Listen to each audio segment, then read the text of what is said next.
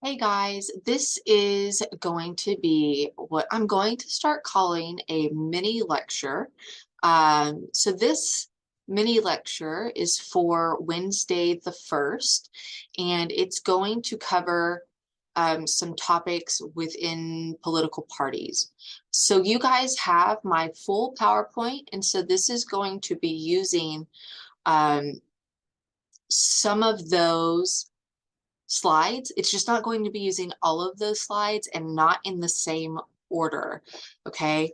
And so I know that's going to throw your note outline out of whack. And so it might be best if instead of taking notes in the note outline, you actually take notes in the PowerPoint. You can do that by downloading the PowerPoint and opening it up and then taking notes in like the notes section. That might be easier, or just taking notes in a Word document or by hand. So if you want to use the notes outline, perfectly fine. We just won't hit everything. Okay. We're going to hit what I consider to be like the core content that you need to know um, about political parties. And then on Friday, we're going to continue with our Jamboards, and we're going to talk about what we find. And that's how we're going to fill in the rest of the material. All right. So let me pull up our mini lecture. So since this is not the full lecture and we're not going to be covering all of our objectives in a PowerPoint, I wanted to make sure to highlight literally what this mini lecture is going to be covering. So we're going to cover the second objective. So we're going to look at party models. And then we are going to actually describe parties and how they have changed. And then we will describe the functions of political parties. And so those are the three objectives that we are going to hit in this mini lecture. And then on Friday, we're going to outline the levels of political party, and we're going to look at political parties and how they are related to ideology, but they are not the same thing. Okay, so I just wanted to get that straight for you guys so that it is easier for you to conceptualize what we're talking about. So, um, when we talk about political parties in political science, we have to do it differently than the regular public does. And that's because political parties, the way they act, can be different depending on what model you're using to describe those actions. And so there are two major political party or models to explain political parties. And the reason that we want to use models to explain political parties is because it helps us make sense of the functions they're fulfilling, the way they're acting with the public, and how they're interacting with the candidate. All right. So the first model is called the responsible party model. And this model expects to see political parties acting in very consistent, coherent, ideological ways. And if you're not sure what that means that the responsible model, the responsible model sees political parties as inherently ideological organizations. So they are based on ideologies. And because they're based on those ideologies, they will hold firm to those ideologies when making decisions. Okay. And that's what we mean by consistent and coherent set of policies, because those policies are based on the ideology. Okay.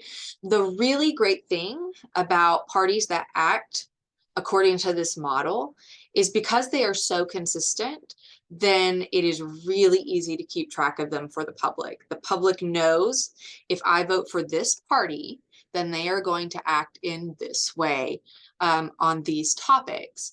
And so it makes it the party label, so Democrat and Republican, when they are acting in the responsible way, the label almost creates a shortcut, okay? I don't necessarily have to do a lot of research on this candidate because I know from their political party that this is how they're going to act. All right. So the thing that I want you to get from the responsible party model is that they are consistent and coherent in their party policies because they are based on ideology. And the party members, so the members, or I guess the officials that are members of responsible parties are going to act in that way as well. So we know what to expect from our political officials if they are part of a responsible party model. The second party model is called the electoral competition model, and it basically says the opposite. So instead of holding true to ideology, like the responsible party model does, in an electoral competition model, the competition is what's important, and specifically winning the competition, which is elections. And so instead of basing all of your decisions on ideology to produce a consistent and coherent party, a party using the electoral competition model is going to move closer to the center. So they're going to become more moderate in an attempt to win the votes of independents. Okay, so that's their goal. They're going to choose more moderate issues. And so in a sense, they are sacrificing ideological purity because they're trying to win the election. They know that most people within the public are moderates, and to win as many votes as possible, okay, they are going to move closer to what the people want in an attempt to win votes from the other side. So responsible party models are very ideological, okay? They stick with ideology. Electoral competition models are not. They do have certain ideological aspects, but they're far more likely to have ideological aspects of both ideologies than just one. Okay, so you won't have a pure ideology. You'll kind of have a hodgepodge or a mix. And that's because instead of using an ideological doctrine, okay, they are practicing what is called pragmatism. And pragmatism, okay, think of this as like a vocab word. Pragmatism is when you are choosing or making decisions based on the end result. So if you've ever heard somebody say the ends justifies the means, that is basically the definition of pragmatism, okay? And so in the political sense, the ends justifying the means, okay, is going to be the election and the issues that are chosen, whereas the end, okay, is winning that election, okay? Or I guess, I'm sorry, I backtracked. The end is who wins the election. The means, that's choosing the issues, okay? And so if you're using pragmatism, your goal is to win.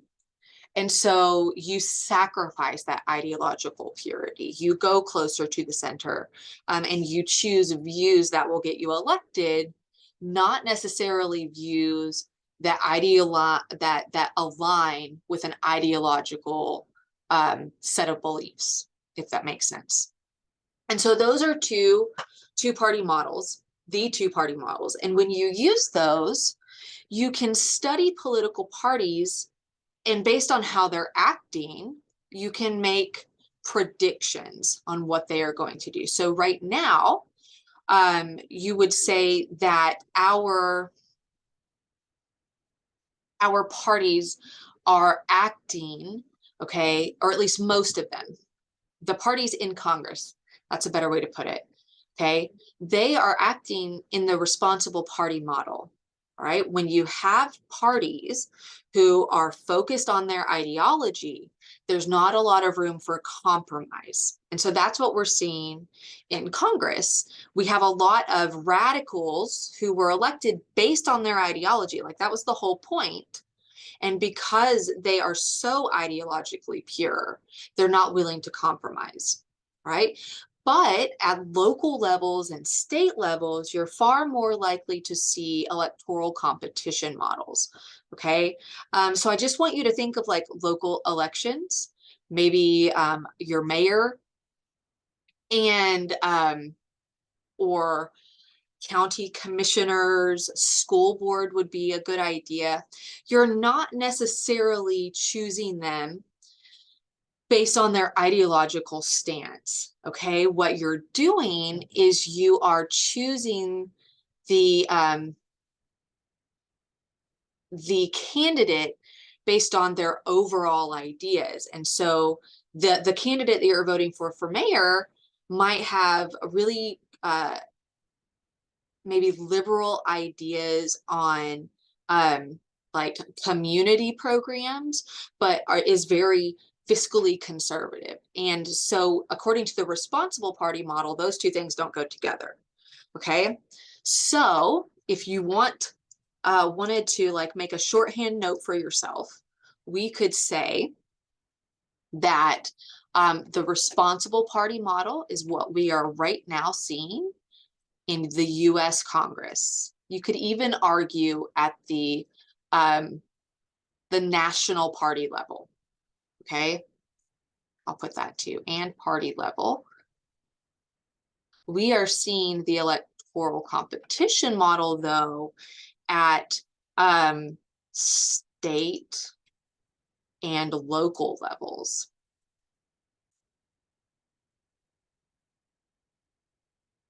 All right, so those are our two models. Let's move on. Okay, so now I want to talk about how parties change. If you think back to the video that I showed on Monday, it talked about how Texas has been a one-party state, and for the longest time, that dominant party was the Democrats. And you might have been thinking that's crazy because Texas is conservative, and that is true. And so Texas is actually a really good example of how parties change. And so there are three ways that parties change. And when I say parties, by the way, let me write this up here. In this particular sense, so when we're talking about parties changing, we're not talking about people and the way that they view politics usually. That can happen, but most of the time when we are talking about party shifts, we are talking about the party organization.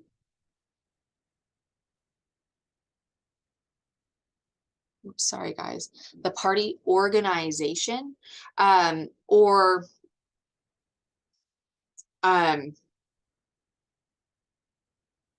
actually, no, we're just talking about the party organization. I think that that will be the best way to think about it. Okay. And so the party organization is not what we usually think about when we think of political parties. We usually think about political parties as government officials and how we as individuals or voters, you know, talk about politics. But political parties are actually organizations that exist apart from government. And so we have the national political parties, so the National Republican Committee, the National Democratic Committee. We also have state level committees and local level committees. And when the organizations change at any level, okay, maybe they change based on how society is changing, or maybe they change based on a particular crisis, okay, then the party itself changes. What the party stands for changes. And so the first and really the most drastic way a party changes is through a party realignment. I'm not going to spend too much time on these because you guys know this through our American government course. But a party realignment is when the political system changes. So we went from Texas being dominated by Democrats to Texas being dominated by Republicans. And that's not because all of the sudden Texas decided to start voting differently for the opposite ideology. That is because as society shifted, so did the political parties. And so the four major shifts that we see affecting Texas, all right, and affecting the state level party organizations, right? The first shift is in the Reconstruction era. And we talked about that when we talked about constitutions. So after the Civil War, the Union, okay, the United States started to implement, Reconstructionist policies. And during that time, African Americans, Blacks, joined the Republican Party because the Republican Party was the party of Abraham Lincoln. And so the Republican Party is representing former slaves, okay, and minorities. Democrats at the time are the parties of the southern states. So they are more conservative. And so that's where we first see this breakdown of demographic groups. So Blacks are with the Republican, whites are with the Democrats. And as those groups move through ideology, okay, that's when our parties shift. So in the 1930s, we see a very small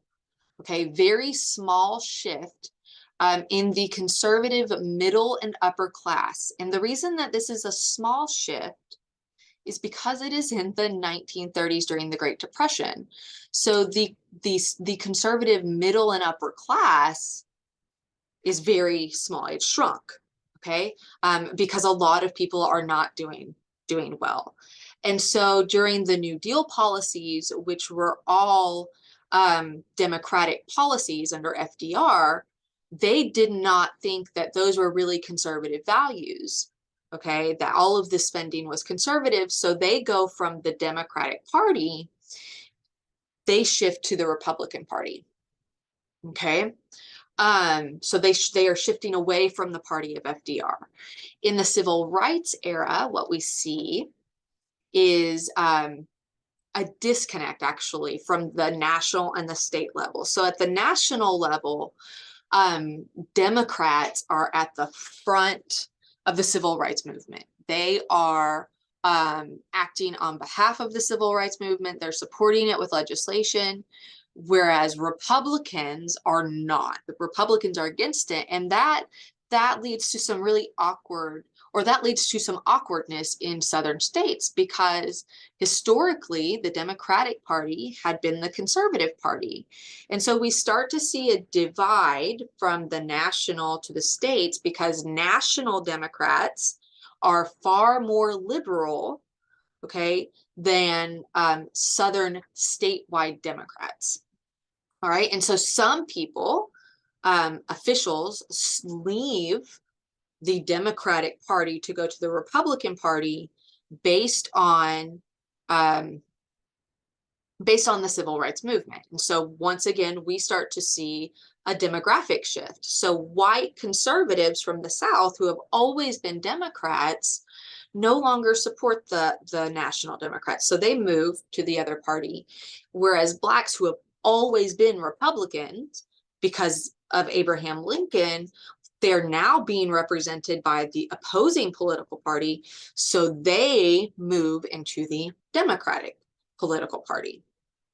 And then lastly, we see a shift, and really this shift was kind of the nail in the coffin. So if you remember from our video, they talked about how in the 90s, we really start to see Republicans taking over elected office, okay? That is right after Reagan leaves office. And so Reagan's term, this is when conservative Democrats no longer fit into the Democratic Party. So they leave the Democratic Party and join the Republican Party. Okay. And as a little bit of trivia, before Ronald Reagan ran for office as a Republican, he was a member of the Democratic Party for a very long time. Okay. And so if you're thinking, oh no, he was liberal, he wasn't. Okay. Ronald Reagan was a member of the Conservative Party, but as that Conservative Party became more liberal, he left it to join the newly Conservative Party. Hopefully that makes sense. Okay, but these are the four party realignments that we see really affecting Texas politics. Okay, there are two other ways that parties can change. And so the first one is the parties can de-align.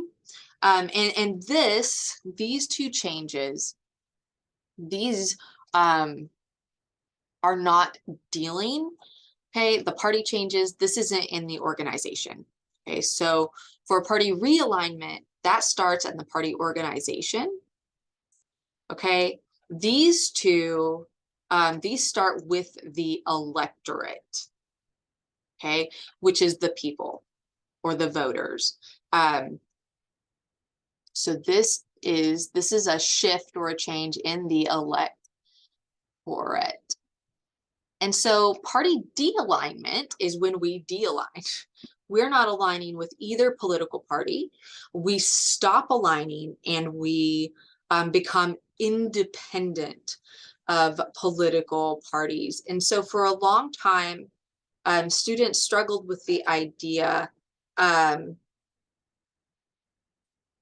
guess they didn't struggle. They just assumed that independents, okay, were their own political party, and that's the exact opposite.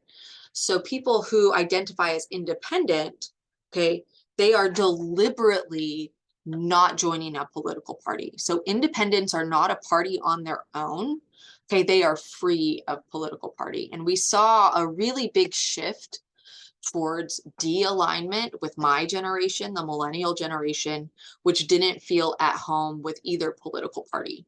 Okay, they were either too moderate. Actually, that's exactly what it is. They usually were too moderate for either side, especially as the parties polarized. Okay, and finally, party tipping.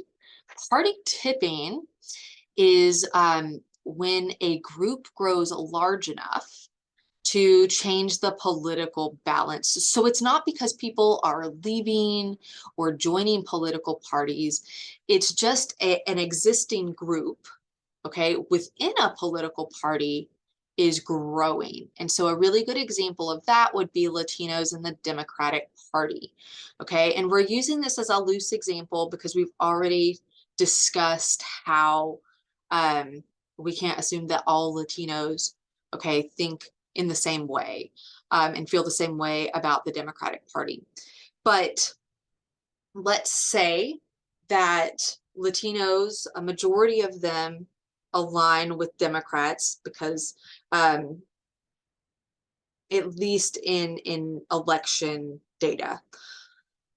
If that party, if that group continues to grow, which it is, all right, if that group continues to grow, their population is growing, and that population stays in the Democratic Party, then what that means is that the Democratic Party is going to grow with them, and eventually, okay, they could become the dominant political party in Texas because they make up the majority of voters, if that makes sense. So the party, I guess the balance, or I guess dominance, would shift. Okay, it would tip one way or the other based on just the amount of the population within that political party. Okay, all right, so I also wanted to talk really quickly about the three parts of the political party.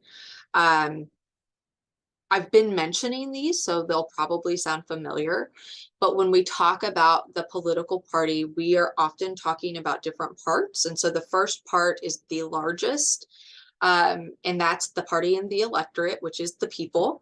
And so depending on the partisanship, the level of partisanship for voters, okay, that could make them a particular type of person within the electorate. So we have identifiers, which they just identify with a political party, but they don't actually participate or go vote. And so we call those identifiers. We also have activists. Activists are exactly what they sound like. They participate, they maybe they volunteer, they donate money, they are actively involved in their political party. And then the highest level and the smallest level within the electorate is the elites. And political elites are people who can sway political beliefs. If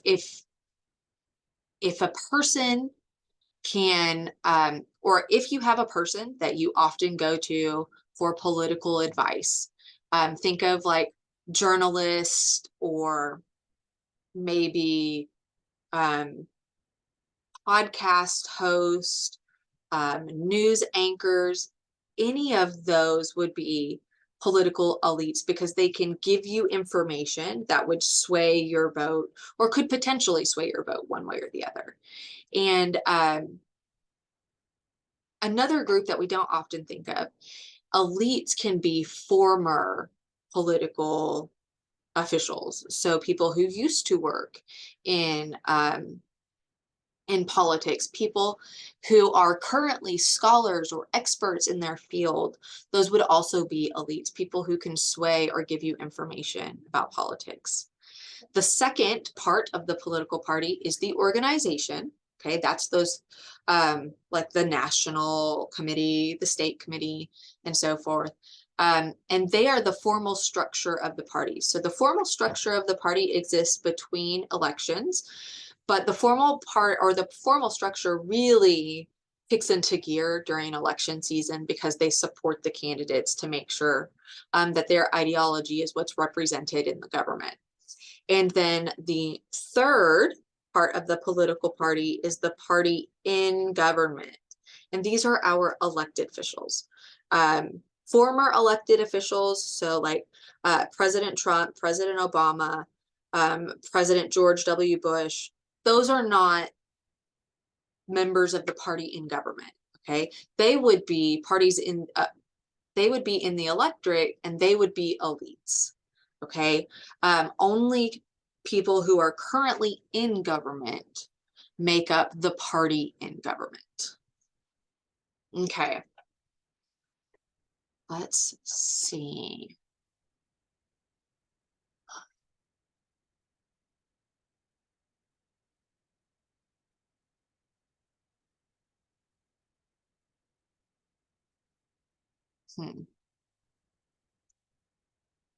Okay. Trying to see how many slides do I have.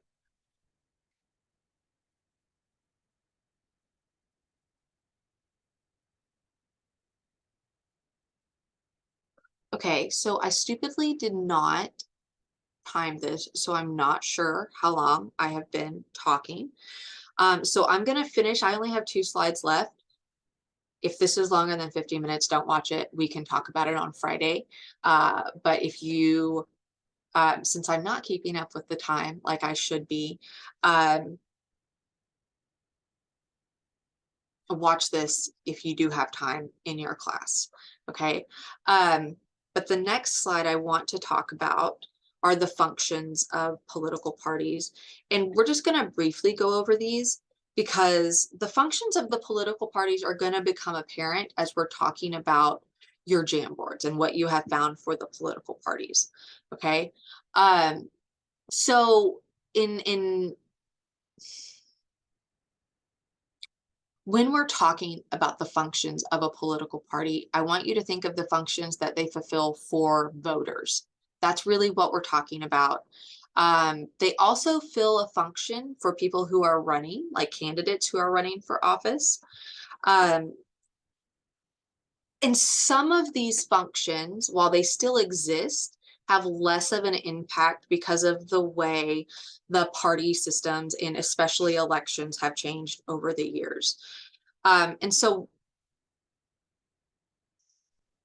as we go through these functions, I am going to highlight the ones that are still, really strong functions of the political parties.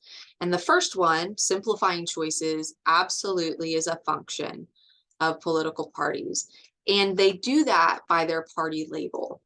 The party label, when you are voting, or even when you're not voting, but when you are looking for information, if information has the party label, okay, for Republican or Democrat, it acts as a shortcut. It simplifies our choices, okay? If I know what the Democrats or the Republicans stand for, then when it comes to elections, then I can use the party label, okay, to simplify my choices. I identify as a Republican, so I'm going to vote for the Republicans. It simplifies my choice, right? And that party label on our ballots is a big part of that. Can our parties also recruit? This happens less often. So if you have done the reading from our American government class, you might remember when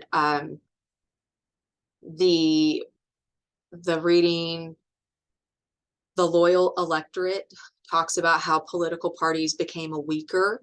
This is part of it. As candidates themselves, as the people became more important and more recognizable, they didn't need the political party label anymore. And so because the label doesn't hold the same power as it used to, it's still useful as a shortcut, okay? But because the organization does not have the same type of power, they don't really recruit as much anymore. And so as our parties, as our organizations, that's how we're going to say it. As our organizations have lost power, as they've become weaker, they have taken a step back in recruiting. Okay, and now instead of, they could recruit, but now really anybody can decide to run for election under a party label. They can also support candidates, and this has become basically their major function, providing support for candidates who choose to run under their party label, even if the organization, like the formal structure, does not support that candidate. And so the way that organizations can support candidates is by providing funding, either through PACs or super PACs.